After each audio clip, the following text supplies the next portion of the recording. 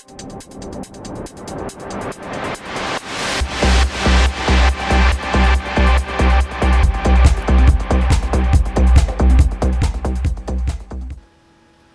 welcome to Just Talking to Rick. I'm Rick Wilson, owner of the Wilson Practical Defense website, and I'm currently a senior curriculum advisor at KPC Self-Defense in Edmonton. We're talking about self-defense, and as I promised, I'm always going to hold up Mark McJones' book, In the Name of Self-Defense, and I'm going to hold it up each and every time, so get used to it.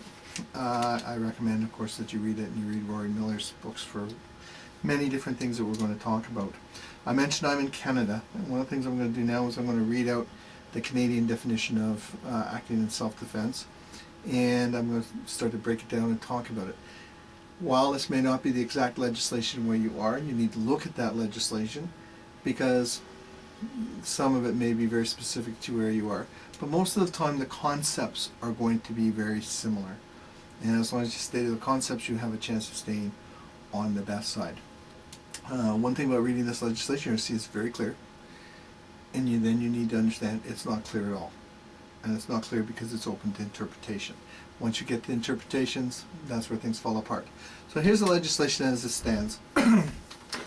A person is not guilty of an offense if they believe on reasonable grounds that force is being used against them or another person, or that a threat of force is being made against them or another person. The act that constitutes the offense is committed for the purpose of defending or protecting themselves or the other person from that use or threat of force, and the act committed is reasonable in the circumstances.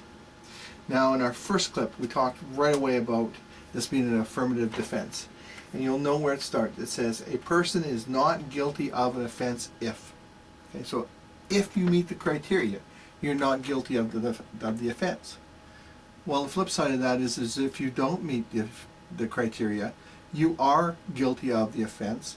And as we said before, you've already confessed to the offense. You've said you did it. And the story on that one, if you can't convince them you meet the criteria. That's why it's very important to understand it. The next line, that's what we're going to talk about now, is they believe on reasonable grounds. Okay. Believe is a word you need to focus on here. What we're looking at is what you believed at the time of the incident. Okay, if I have a gun show up at the side of my head, and I believe it's a real gun, okay, I don't know if it's a real gun, I don't know if it's a replica, I don't know if it's a BB gun, but my belief from what I see is that it's a real gun, and I react and I defend myself. Okay, if it turns out later that the fact is it wasn't a real gun, okay, it was a replica or it was a BB gun, is immaterial. Okay? It's immaterial to the fact that I believed at the time I acted that it was a real gun. But it doesn't stop there, of course, because it says that what you believe has to be on reasonable grounds. So if it's a kid's super soaker put to my head, I go, oh, it's a real gun, and I react. Not many people are going to buy that that's real. Now, there's been some cases, situations lately where criminals have hidden real guns in super soakers, and not super soakers, toys and that, but that's not going to be generally the case, and certainly not what's going to happen when they want to use a gun to intimidate you, because if they didn't want to intimidate you, you'd have been shot. So that's really important. I believed that that gun was real. Okay, doesn't matter that it turned out not to be. Man tells me I have a knife, and he reaches behind, he goes to pull it, and I react to that. Doesn't matter that he was grabbing a comb. It really doesn't matter. He told me he had a knife. He reached to where people carry a knife. He began to pull something. It was reasonable for me to believe that was a knife, and therefore I acted on that belief. Now, you have to understand that later on, you may have doubts. You may think, oh, why didn't I know that wasn't a real gun? And you sort of start thinking back to things, and sometimes even fabricating memories. But that's all for you and your therapist, okay? What needs to be ascertained and what should be ascertained is what happened at the time.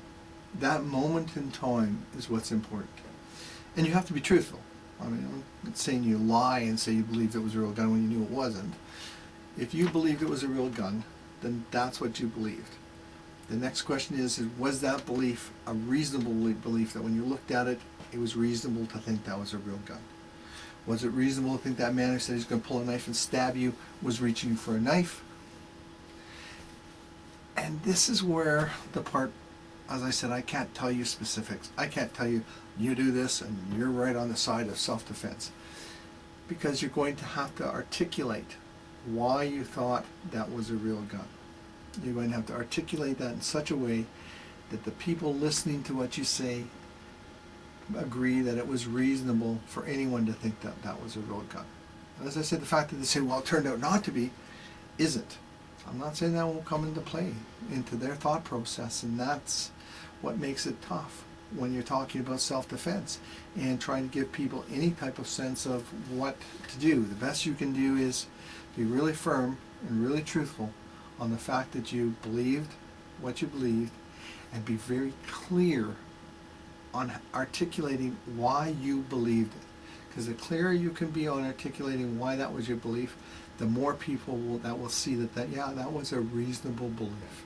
And then you'll have met the first criteria, that you believed on a reasonable grounds. And we'll cover the rest a little later. I'm Rick Wilson. Have a great day or evening. Take care.